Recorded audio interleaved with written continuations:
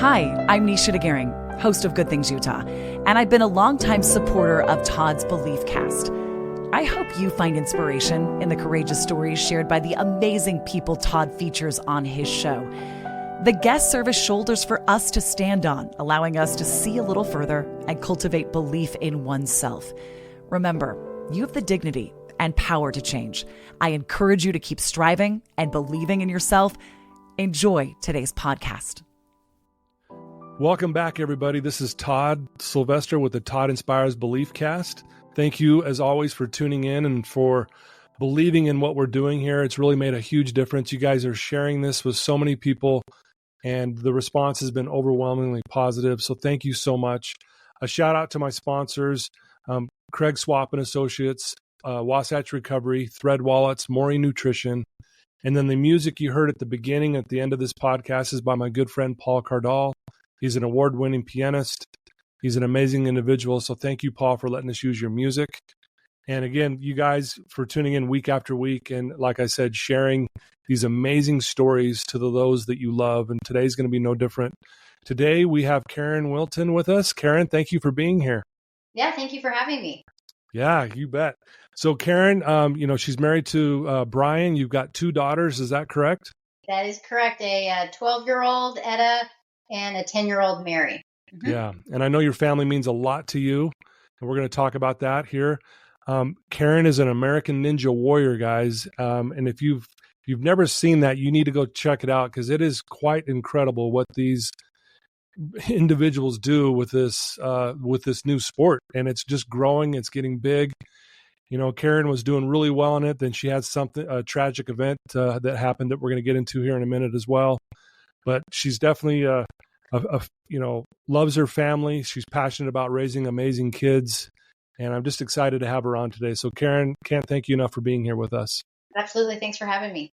You bet. So why don't we just get right to it? Like, tell us what you love about being a mom. Goodness. That's probably the best gift ever. Just a miracle in and of itself. But I think the best gift that God can give an individual is just being a parent. And just having that unconditional love for your kids. And they've just been the best blessing to my husband and I. We've just been blessed with just smart, talented, humble young daughters. And it's just a blessing to see them grow each and every day, become more independent. Today was actually the first day of school for them today, and they're both at middle school. So I'm excited to see how their first day went when they come home in about an hour or so. Yeah, right. But it's bittersweet. It's fun to see them grow up, but then it's also, I'm pretty sentimental. So it's, brings a tear in my eye too, to see them, kind of spread their wings. But, totally. It's what a great journey to see them kind of develop over the years. Yeah, no, I totally understand. I have 4 kids of my own. I'm an empty nester now. And, like their first day of kindergarten, man, I cried my eyes out. First day of middle school, I bawled my eyes out. High school, I mean, just all these milestones, but at the same time, it was so wonderful to watch them grow and all that other things. So I can totally relate with what you're saying there. Absolutely. Yeah. We're definitely going to get into your, how you got started into American Ninja Warrior. That's no easy thing to do. First of all, you come across to me, Karen, as a very passionate person and a woman who really believes in herself. Were you like that when you were a young kid too? How were you as a child? Yeah, I think, athletics was always a big part of my life, but I think that kind of passion or determination definitely was, I think there throughout my childhood. My parents, and, I think I have them to thank.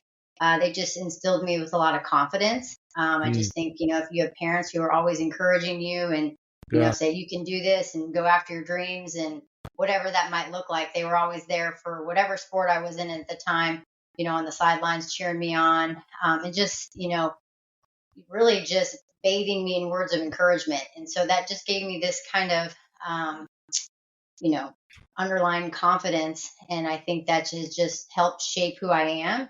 And I think they helped me, appreciate the importance of just working hard towards your goals and never giving up. And just I have a little underlying competitiveness too, I think. Yes, you which I do. sometimes see in my daughters as well. So that helps in sports. But yeah, I think, it started at a young age, and I really do. I thank my parents for that, just always giving me that positivity, and just Yeah. making me think that I could do anything that I put my mind to. Oh, that's beautiful. Isn't it great to have parents like that that are there for Mhm. you in that way? I would imagine you're trying to maybe instill some of those same things into your own daughters, right? Absolutely. Yeah, I think, as you know, being a parent, they're always watching, and they're like Yeah. sponges. And, I try to, be there for them and support them the way my parents supported me. And I think them also just watching me, Yeah. trying to achieve my goals and continuing to work, even though it gets hard, or just getting myself, dusting myself off if I fall or fail at something. But I think they see that, and they learn from that when you don't even think they're watching, but they are. Yeah, right. They definitely are learning just by what we do and how we show up in life. So, no, I think that's amazing. Um, you know, what, let's jump ahead just a little bit. You're, is it fair to say you're a woman of faith? Yes, sir. Okay. Yes. Do you mind if I ask you a few questions around like, why that means so much to you and how that's helped you not only through what you've gone through as American Ninja Warrior, but just being a mom and a wife and just, a pillar in your community? Yeah, no, I mean, my faith is definitely the center focus of my life. I was blessed to be, grew up in a family where we went to church pretty much every Sunday, and I was involved in, youth ministry, and even in college, athletes within Christ and different programs like that. Yeah. Um, and so I just have really grown in my faith even into my adult years. And I can't say enough great things about it, how it's shaped me who I am today. Um, and it just, I guess, that's, my identity in a sense, that it gives me the strength I need, the courage I need, in my ups and downs. Um, you know, I don't think I would be where I am today without my faith. Yeah. Um, and again, I guess I continue to look for ways to grow and just trust God, and His hand has been ever present, even in my ninja journey. Yeah. And it's a focus of our family today with our young children. So, yeah, I can see how it shaped my kids to help them become strong individuals. So I honestly don't know where I would be without it. Yeah. No, beautiful. Thank you for sharing that. I think it's good because it's going to kind of set a foundation of some challenges you've had that we're going to talk about. So, what led you? Here you are, a mom and a wife, and what led you to go to American Ninja Warrior? Like, what drew you to that, and why did you decide to do that? Yeah, that's a good question. A lot of people ask me that question. As I was saying earlier, I've always been an athlete. Athletes have been my, just growing up, and I'm always kind of just looking for that next challenge. I don't have your typical ninja background. I think most females in the sport have like a gymnastic background or pole vaulters or something like that, which really, or maybe rock climbers, that kind of mirrors the sport as far as like Yeah. jumping and flying through the air and things like that. My athletic background really didn't mirror that. I was on a dance team at University of Colorado, which really doesn't transfer into that. And then in my young adult years, I got into triathlons, and the goal I set for myself at that time was just completing an Ironman. So I did that. And Wow. then, that's when I became a mom and had young children, and had seen the show, and I was looking, and I was thinking as I'm sitting there on the couch, like, hey, I think I could do that. Um, but I had like babies at the time, and it just wasn't a good timing. And then when we had moved to Texas from Colorado, they have some kid gyms kind of around, and my kids were of the age where we could take them just to kind of play around. And I was kind of that dorky mom out on the obstacles, just trying it myself, and thought it was fun. Um, and just kind of started to play around with it. And I found kind of an adult class, and started doing some classes on the weekends, and then kind of got enough courage to sign up for some like local competitions and things like that. And it just kind of spurred into something. And I remember my rookie year, they were filming in Dallas, ironically. And it was right around my 40th birthday. And I said, well, what better way to celebrate your 40th birthday than to become an American Ninja Warrior? So I just went for it. And I was like, well, this is something I can do. Some people go on a big trip. I just decided to go for American Ninja Warrior. And I got the call to compete. And I had only been training for like 9 months prior to that. So I was definitely new to the sport. But it just kind of, when it was a whirlwind after that year. Wow. No, I think it's incredible that you said you have this kind of competitive side about you, and obviously Ironman's no joke. I mean, that's impressive to be able Thank to do you. something like that. And again, like I said, I really love the way you carry yourself, Karen. And I think you've been a 2-time finalist, right? Is that correct?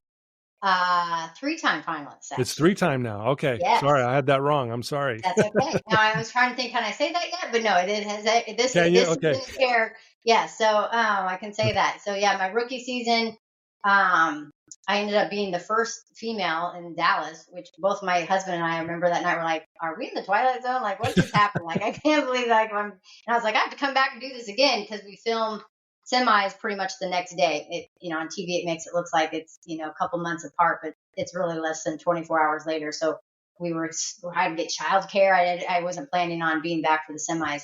And then my next year, season 11 in Oklahoma, I made it to the semis. And then the current season, which is airing right now, season 16, my semis will actually air this Monday on the 12th. So you can see how I do there. Yeah. Yeah. I'm excited. That's so cool. No, thank you for sharing that. Yeah. Again, I love how competitive you are, and you're really good. I've watched so many videos of you just jumping around on there and how good you are. It's amazing. Thank it really you. is. Yeah. Well, I want to get to something that happened in July of 2019. You had basically a very terrifying accident that happened. Do you mind sharing with our listeners what exactly happened and kind of walk us through all of that? Yeah. So yeah, like you said, it was in July. It was after filming for season 11, and I was actually asked to. I didn't make it to the national finals, but I was asked to test out in Vegas, which was a cool honor. And I just come back from Vegas, and I did really well, and I was basically at the top of my game. I felt like, and we were just at a routine training session at our local ninja gym, and usually on Sundays, my whole family will come. We kind of make it a family event, even though I'm kind of training with my team. My kids are kind of over the side with my husband. And so everybody was there. And it was just kind of a crazy fluke accident where I was jumping from a trampoline to a bar. And I don't know if the bar kind of rolled out of the cradle or my hands maybe peeled off at the same time. It was just like the perfect storm. And I had so much momentum going into that kind of obstacle. I was trying to like lachey up to another bar, so I'd really whip my legs around, and I kind of just did a rotational thing in the air and hyperflexed my neck and landed on the back of my neck and my head. And I just, instantly, I just knew there was something really wrong happening. So yeah, it was really scary and terrifying, and my kids were there, which was really scary for them. And I got wheeled away on a stretcher with an ambulance. And yeah, that was the beginning of a long journey for sure. Yeah. So you broke a couple bones, if I'm not mistaken, in your neck, tore some ligaments. And I think the doctors were like just shocked that you did not have any spinal injury. Yes, I was very lucky. They had shown me another picture of an MRI with similar injuries. And unfortunately, that patient wasn't as lucky, and they had a lot of bruising on their spinal cord. And my injury was so high. It was around like, C1 to C4 was kind of the main injury. Yeah. And I could have been, seriously, long-term injury that maybe would have never recovered from that. And ironically, I work as a physician assistant, and my first job as a PA, I worked in neurosurgery for 8 years. And so, laying there on the ground, I was kind of went into medical mode, and I knew I could move my fingers and my toes, but I had seen all too often, unstable fractures where you can move, and sometimes a little piece of bone or something will hit, your spinal cord or become unstable or make the injury worse. So I was just, closing my eyes and praying to God that my spinal cord would be okay, just over and over again. And by the grace of God, I'm able to move all my extremities and, had a fairly full recovery from all of that. But the doctors were really worried about the instability in my neck. So there was some talk about doing like a fusion, which is a surgery where they fuse multiple bones together if it didn't heal Okay. correctly. And again, I kind of knew what that outcome would look like with a very limited range of motion in my head and my neck. So they just kept me in the collar for a long period of time. And every like month or so, I would go back and do, flexion extension films to just see how my bones were healing and was there any Yeah. instability that they needed to go and maybe consider for surgery. So there's a lot of unknowns. And I think that was the scary part. I wasn't quite sure. It was a lot of Yeah. waiting and, praying that all my, checkpoints, I would continue to move forward. And luckily I did. And I wasn't able, or I didn't have to undergo surgery. And it was just a longer recovery that was just slow and Yeah. pretty scary. Wow. Yeah. Again, I'm trying to picture this as you're telling me the story, and I'm getting like my heart's starting to pound, and I can just only imagine how, I mean, it had to have been really hard for your daughters to see their mom get hurt like that. How did you help them kind of navigate through this? Because that was probably pretty traumatic for them. Very traumatic. Yes, my youngest was going to be going into. It's happened over the summer, and my youngest was going into kindergarten, and my oldest was going into first that fall. Mm. And I really remember I was pretty much stuck at the house all summer in a recliner, and my husband had to start working from home. This was pre-COVID when it wasn't really a thing, but they were very Right. understanding and let him, because he's basically taking care of me 24/7. And I really just remember my community stepping up and just being amazing. They set up play dates for my kids and were able to take them to camps and different things like that. So they weren't home with me all the time, just not doing anything because Yeah. it just was really changed our livelihood. I couldn't work anymore as a PA. I couldn't scrub into any surgeries or anything like that. I couldn't drive.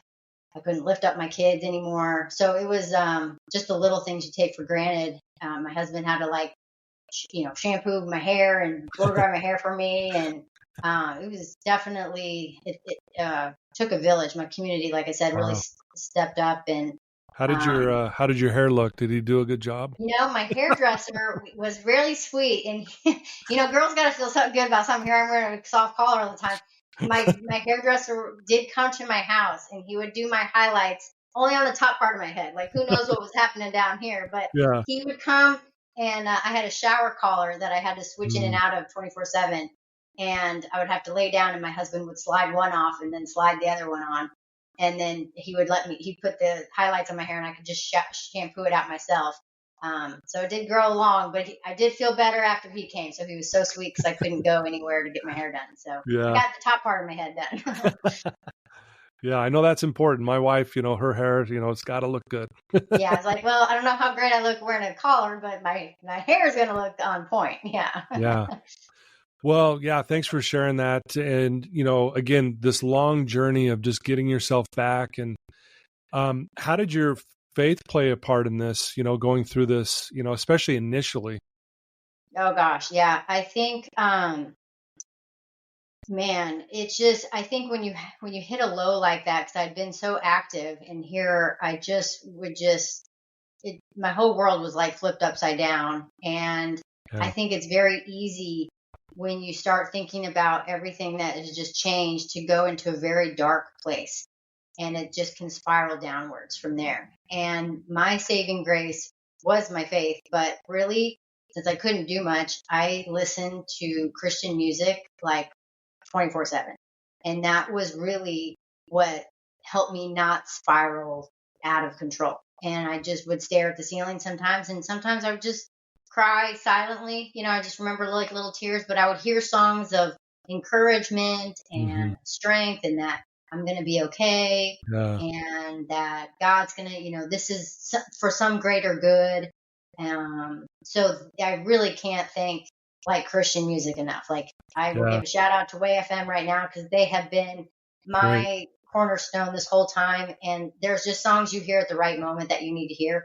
and just music really speaks to me. So it was kind of a sense of worship and fellowship, but it gave me the strength I needed when I couldn't find words or answers or Yeah. why.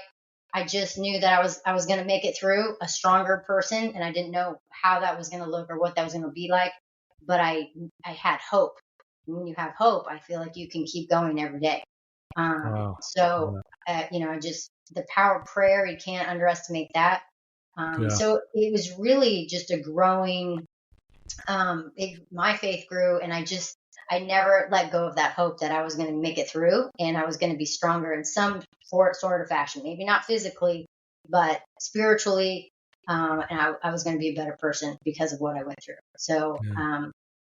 that's how I got through. That's beautiful. Thank you for sharing that. That's awesome. I agree. Music is so powerful, and what it can do for our overall emotional stability and spiritual stability and all that. So thank you for sharing that. Mhm. You know, it's one thing to overcome this injury and get through it, but to not only do all that and then decide you're going to also go back to being an American Ninja Warrior.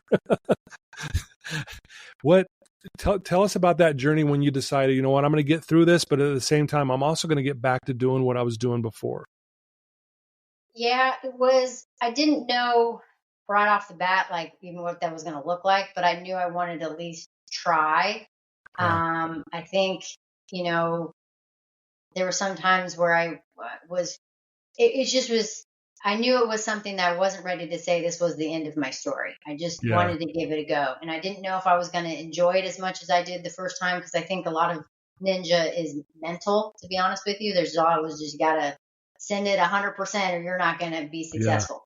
And there's a fear factor in that. And I didn't know I was going to enjoy the sport as much as I did prior to my injury. So, and then also my girls were a big, battle as far as I didn't know if they were going to be okay with it because they were very scared of mommy Right. getting hurt again. Yeah. And they did not want me to go back initially. Mm. And so I kind of took it back when I first went back to the ninja gym, which was kind of a neat story at first. But my first step back in the ninja gym, which I wasn't great training, but because I was starting at basically ground zero, but Yeah. was the day anniversary of when I broke my neck.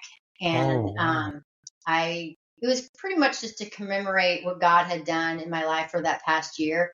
And like I said, I was really not in ninja shape, but it was just something to just thank God of like that year that I made it. And it was really bittersweet and just a moment I always remember. But I was able to walk through the same doors that I had been wheeled out of a year prior. And some of my teammates kind of surprised me and showed up that day and kind of like cheered me on. And, I just did a couple of things here and there, nothing crazy, but it was just saying like, hey, I at least made it this far. And then when I decided to just kind of start training to see if I really wanted to continue to pursue the sport, I just was, like I said, took it back to the beginning where it just involved my girls, and we just would go and play around, and it wasn't really anything serious, but just to see if I enjoyed still doing the sport. And I slowly kind of started getting stronger and saying, okay, I think I can start doing this now and this. And my girls became a little bit not as scared because we were taking it really slowly. And so little by little, even my husband too, I wanted everybody to be, because I can't do this without their support. Right. It takes, I really need them to back me up as far as how time sacrificial it is and all Yeah. that. And so that when they understood that I was, being really smart and safe and really just, judging risk versus reward on certain obstacles and stuff, I think we slowly chipped away at that kind of family fear of something happening again. And, Yeah. but ultimately, I did want to kind of go back for myself in the fact that, I didn't want to, just live with this. Well, this happened and I had to give it up, because I just knew that I Yeah. wanted to challenge myself again, I guess, to get stronger and overcome that fear. And I just didn't Yeah. want that to be the end of that story. No, beautifully said. Thank you for sharing that. That's powerful. And I love how you rallied around your family, you rallied around your faith. And I love that you said, you know what, I don't want that to be the end of my story. I'm gonna actually rewrite or continue writing this. And Yeah. that's powerful. Again, I think it also plays back to your competitive spirit. Yeah. That's You're true. like, I'm gonna do this and you Yeah. watch me kind of thing. I want to ask the question, How did you overcome that initial fear? Like maybe the first time you're jumping back on to grab a bar, like, because I would imagine that brought up a lot of traumatic feelings for you as well. Oh yeah. Even today, sometimes there's some certain movements, but again, I feel like, and again, I can think about them. Yeah. I'd start off with just getting my grip strength and just doing like handheld things and working to trust my grip, even to catch me on like an obstacle like that. And then when I would get to something that really wasn't that, hard, but for me to start off again back at ground zero, I would have a coach of the gym just be like, hey, can you just stand there? And just, I would have whoever was available. So it would be either a coach of our team or just the coach of the gym that day. And again, I can't thank the ninja community enough for just Yeah. teammates and just their presence of standing there just in case, it was just even just a 4-foot lache would help me overcome that fear and their Right. encouragement. And so I would just take baby steps and say, okay, now I got this one. Okay, maybe I'm going to try this one. But the ninja community itself is just so supportive and so encouraging. They're just positive over, I guess like stereotypically, I would just say just very positive. We always root for each other, even though we're technically competitors. And my teammates have been amazing and very supportive. And I don't know if I'd been able to kind of chisel away at that fear if it wasn't for their support physically there just to help me spot her. They'll put an extra mat down when I need it. Sure. Because it's still a battle today because I'm like, oh, that kind of reminds me of this, or I'm a little worried about this. Mm-hmm. And just making sure you're being as safe as possible. And again, I don't even know how to explain how that accident initially happened because it's I think I'm the only one in the ninja community that's ever happened to. Yeah. But I think my teammates and just once you accomplish something, you kind of build up that confidence again. Like, okay, I trust my grip strength. I trust my body awareness that I can start to do these obstacles I once did again. Yeah. I'm very impressed with the American Ninja Warrior family, if you will. I've had several on my show now, and just the way you guys treat each other, the way you guys support each other, you're always cheering someone on and wanting them to do well. You don't normally see that in sports. That's true. Right? That is true. Yeah. And I'm sure that played a huge, like you said, it played a big part in just how you felt coming back and everyone supporting you and wanting to help you out. And so I don't know. I wish we were more like that, and just in humanity in general, that we just were constantly cheering people on, right? Yeah, amen to that for sure. Yeah, it's a great community. And that was another reason it had, like I said, Jesus's hand has been on my path this whole time. And I think opened the doors to this community that are just such a, other kind of ninja family that I have, and such a great support structure, not even for me, but even for my kids to be around when we train. Yeah. They're encouraging them. And even though ninja's not their main sport, but they see this positivity and this light and this encouragement from, like I said, quote unquote, like kind of teammates, but also competitors at the same time, and how we all support each other. And I love that they're introduced to that community as well, because they just love training around my teammates. So yeah, it's been great. I love it. What message do you hope to convey to your daughters through this comeback? I guess there's many things as far as I want to support them whatever their dreams are. My goal for me was to get back on that stage, just to again, prove to myself that I could tackle that fear. And I just hope that when they're going after whatever dream they have, they're probably going to have setbacks. And I encourage them. I want to teach them that they're strong enough and they have God by their side, and they can continue to overcome those setbacks, and continue to pursue their goals, because it's not always going to be easy. And I think teaching them that they're stronger than they know, and that really with God by your side, anything is really truly possible. And I guess just all of those things, to face fear, that God calls us to be strong and courageous, and that they're children of God, and that they're loved, and God has a great plan for each one of them. And I just can't wait to see what it is, So I just encourage them. I just want them to know that setbacks are not necessarily something that you have to look at as negative, because I truly am a stronger person today and stronger in my faith today because of what happened. And I'm very blessed and very lucky that it ended up where I'm still able to compete. Yeah. But I do think, um, trusting God through that situation has made me a stronger individual. Yeah, I love that. Was there a time, and I'm sure there was, where did you ever doubt the comeback in your own mind? Were you like going, what am I doing? Or did that ever come into your mind? Or did you just like, I'm just curious if that was something you wrestled with. Yeah, I knew I wanted to try. I guess early on I wasn't quite sure because even some of my doctors weren't super pumped about me even considering going back because I was like, so when can I go back to the ninja gym? And they're like, I don't know if you should do that because they see people flying through the air and all this kind of stuff and weren't super supportive of that at first. So at first I was like, oh my gosh, is this going to be the end of it? But as I healed and things were turning out to be like things were stronger and I didn't have to get surgery.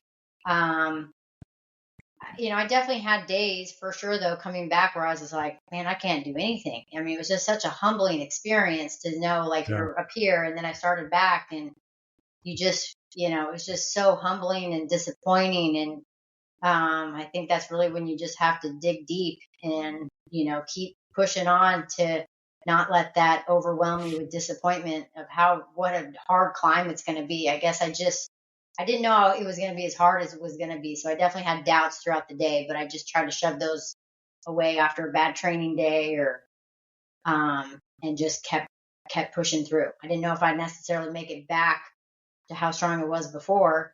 And Yeah. I think mentally I'm still probably not as, still have that in the back of my mind. So I'm not quite the same athlete I was. So I think some ways I'm stronger. And then some ways I'm a little bit, stronger. Maybe I don't know if it's physically or mentally or how they kind of work together. But I just know I'm Yeah. a different athlete today than Yeah. I was before. Yeah. So there were doubts. I just tried to push them aside and keep trucking forward. I love that. I'm sure this has opened up some opportunities for you as well. I mean, here we are on this podcast, which is awesome, and it's definitely more my honor that you're on here. Is this opened up other opportunities for you to like maybe even go?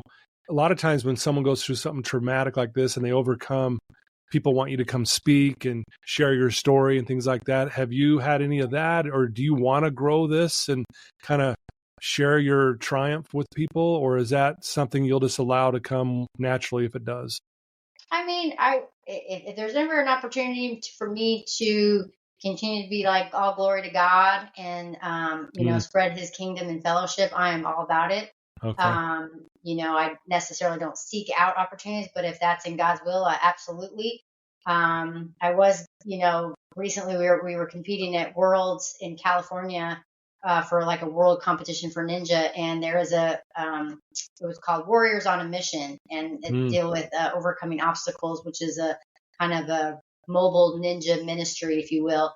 And I was able to speak at that, which was just be a panelist and kind of talk about openly with my faith and other ninjas who share, their faith as well. So that was a great nice. program to be a part of, and I hope that I see more of those, even just within the ninja community, because that was, really just opening up to a lot of our younger ninjas or youth. And what a great platform to be able to encourage other, younger ninjas, but then also as a mom, just share my story with whoever I can resonate with. So absolutely, if I can, like I said, openly share my faith and encourage people who are going through a hard time, I would love to be able to help others if I can. Yeah, love it. So what's next for you? Like what, I mean, you're the American Ninja Warrior. Do you have other plans in your mind? Like I'm going to go after this, or I'm going to maybe try this. Do you plan out ahead like that? And what would it be?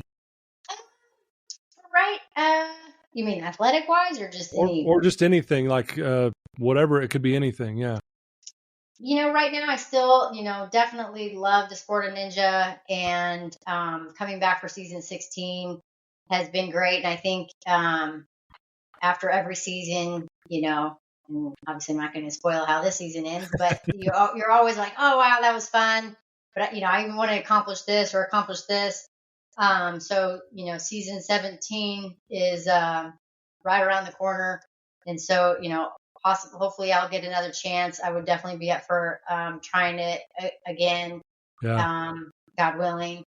And, so athletic wise, I really still love being a part of the ninja community and continuing to grow in the sport. As you said, it's definitely growing. And this was my first time to Worlds, which was just last week. And that was a great experience just to be able to Yeah. intermingle with ninjas. We had 14 other countries represented, which was amazing. Jeez. And even, the Masters division was really impressive as far as how many people are competing, and they're even making like a 50 plus division because there's so many people. So Wow. it's pretty crazy. And the kind of the word or the buzz that the Olympics want to do something with something ninja related and things like that. So That at would be Worlds, I amazing. was able to get a little spot on the U.S. national team, which was a cool thing to learn about. So maybe that will open doors to something athletic, my next endeavor.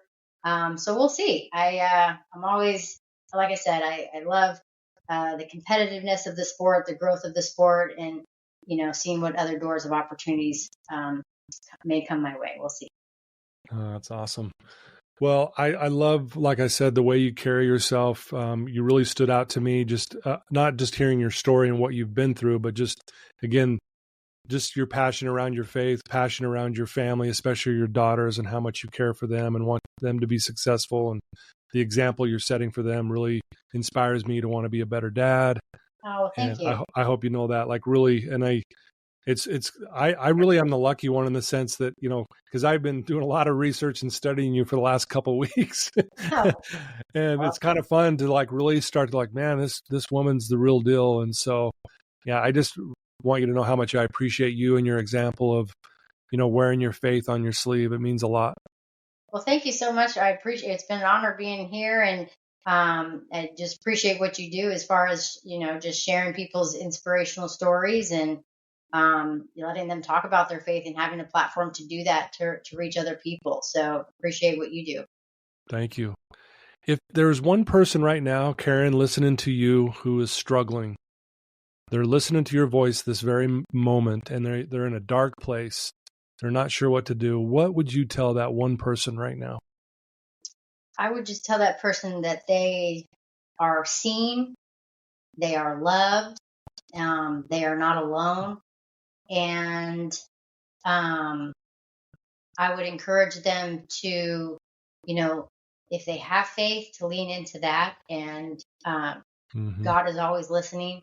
And really, the power of prayer is just an amazing, amazing tool and something to have an intimate relationship with, the Savior of the world, who wants to know that individual person on a very intimate, you know, way and relationship. And I just encourage them to seek out somebody who they can ask for assistance or help or guidance, but just really letting them know that they have value and worth and they're a child of God, and that they are loved, and they have worth. And I just pray that they have a community, or find a community or a person that they can seek out to help them through their setback or whatever they're struggling in. Well said. Beautifully said. If someone wants to reach out to you, Karen, who's listening to this, and they want to just know more about you or follow you on American Ninja Warrior, or, maybe even want to ask you a question, what would be the best way for someone to do that? Sure. Well, on Instagram, it's just Karen.Wiltin. It's Wiltin. I'll get with the O. I'm trying to get better at social media, but as you probably know, it's like a second job. So when you're also working and a mom and trying to train. But I definitely, I'm open for any questions, or just if they want to just reach out, that'd be great. Or Facebook, I'm also there. It's Karen Luke D. Wiltin. That's a tough middle name, but as far as my maiden name, it's harder to spell, but I'm sure they'll find me. Sure. So each one of those, direct message or Instagram. Usually the Karen Wilton one is more my ninja story, Yeah. and where people can reach out if they're interested. Yeah. Great. I'll put those links in the show notes when we go live so they can click right to you. So we'll make sure that those are there. Perfect. And I encourage anyone to reach out to Karen, especially if you're struggling, you just have a question for her. She's obviously been through a lot. She carries herself so well, and I think you'll get some great advice from her. So, but Karen, I want to thank you for taking some time today. I know you're anxious to see your kids when they get home from middle school today, and but I just am really honored and blessed that you took the time to be on our show. Thank you so much, Todd, for having me. It was so much fun speaking with you. And yeah, I was glad they didn't come in the door with all the dogs barking. And that was my biggest fear. I was like, it's going to be crazy town in here. So we probably just missed him with or coming up in the next 5 minutes with the bus or so. But it was a pleasure speaking with you again. Thank you for all that you do for just the community and the listeners. Thank you. You're just sharing positivity and sharing faith. So thank you so much. You bet. Thank you. Thanks for being here. And don't go away yet, Karen. Oh, okay. But I want to thank everyone for tuning in once again. And thanks to my sponsors. And again, for the beautiful music by Paul Cardall. Love you. Thank you for your belief in me and for these amazing stories. Keep sharing them. Share this story with everyone that you know and love. They'll be inspired by Karen's resiliency and her faith and again, the way she carries herself as a wife and mom. So I love you guys. And until next time, we'll talk to you soon.